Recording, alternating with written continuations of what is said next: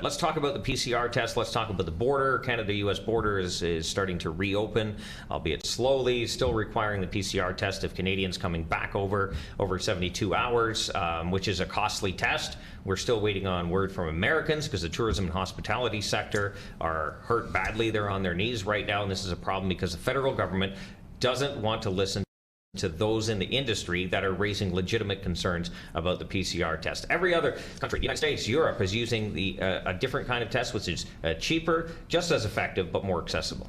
There's not science behind this decision. What's happening is again, they are behind the 8 ball on this. Other countries have moved ahead. Things are happening. We can ensure the safety of Canadians through the fact that those who are traveling are going to be vaccinated and they're coming back. Why not explore the options as it relates to better testing that doesn't cost Canadians extra money for travel or those, and be prohibitive for those who want to come to Canada for tourism purposes or visit our country or family members.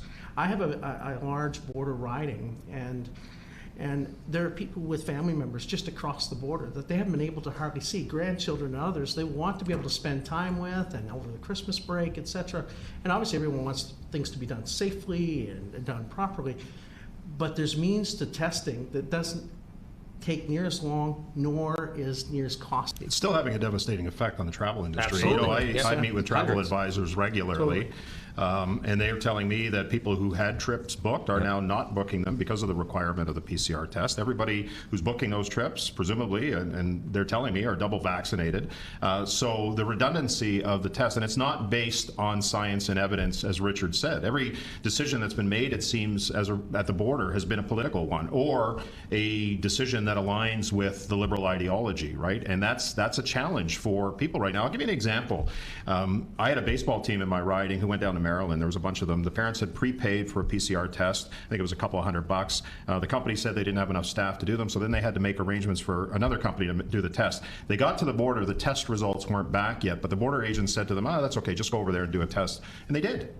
They didn't even get their PCR test back. So the inconsistency that's happening in the messaging and what's going on in British Columbia right now, as sad and tragic as that has been, there are many people in the border towns of Surrey, for example, or southern BC, who are crossing over the border right now. They've been told by Minister Blair that they don't require a PCR test, so they've gone over. There's been an exemption because that 72-hour period doesn't kick until November 30th. They've gone over to put gas in their car to get groceries because of the shortages that are existing in southern BC, and they're coming back with no PCR test, and some of them have been fined. Many of them have been fined $5,700 and told to quarantine. So, you know, another example of a big announcement by the government with very little in the way of implementation. So the PCR test, I actually wrote a letter in advance of everybody else writing a letter because of the ridiculousness of this test and the requirement of it. I wrote a letter to the Prime Minister on October 26th, I think it was, and there were subsequent letters, including our leader Aaron O'Toole, that said just scrap the test. People are double vaccinated. There are other ways that we can do this other than restricting people on that test. The other problem that the travel advisors are telling us,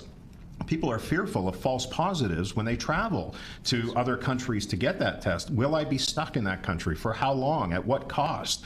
And so, you know, if people are double vaccinated, and presumably that is one of the tools in the toolbox to help us get through this, then they need to scrap this test and not burden Canadians with further costs. And many of the border towns, of which Richard is one, border communities, all of the mayors have been asking for this test to be scrapped. So I'm glad to see that the 72-hour requirement is no longer going to be accepted on November 30th, but we need to move to a point right now where there's no more PCR tests and other technology can be used.